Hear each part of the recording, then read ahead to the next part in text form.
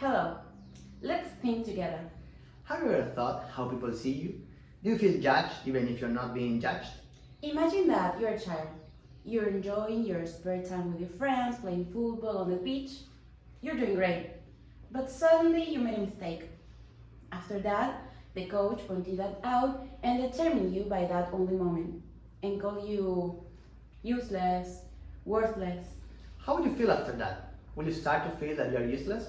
According to the glass self-theory by Charles Cooley, an important sociologist and psychologist, people develop their sense of self based on how they perceive other views and judgments, rather than the real perception of others about themselves.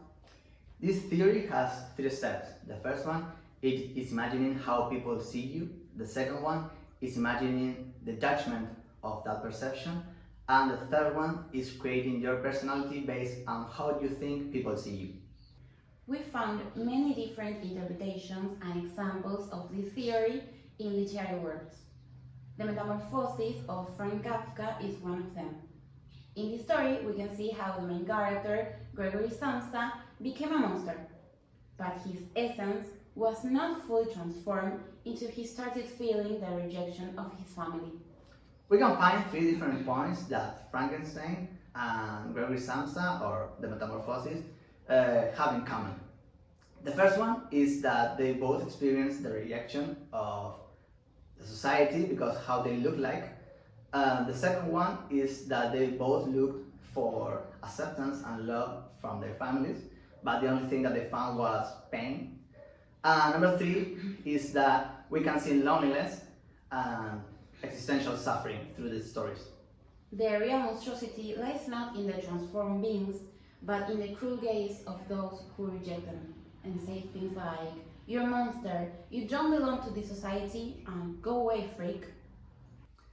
We can also compare the story of Frankenstein with a well-known character from DreamWorks named Shrek. This ogre who lives alone and isolated behaves as an ogre due to the fact that he was treated like that during all his life. He was persecuted with spears and torches by farmers and people who live in a village. As a result of life of judgment and loneliness, he became angry, sad, and violent. The same happened with the monster of Frankenstein. In his pursuit of love, a family, a friend, the only thing he found was stigmatization, disgust, and violence. Monster Life started once Victor created it. Since that first moment, the lack of love started creating his personality. His identity was not born until he started interacting with the surroundings.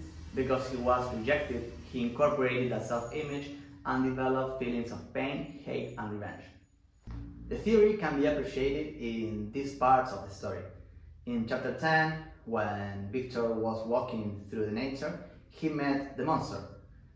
There, they started a conversation, and the monster told to Victor that he was full of love and humanity, but his interactions with the outside world made him miserable. Then he asked to his creator to listen to his story because he was looking for someone who could understand him. In this story, the monster, craving for love and warmth from a family, he started observing one. He spent months and months of his life observing this family until one day he finally decided to introduce himself, full of expectations, but the only thing that he got was rejection.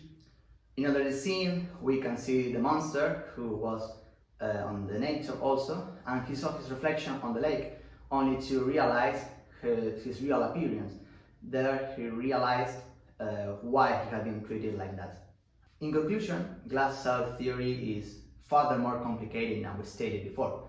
Not all feedbacks carries the same weight.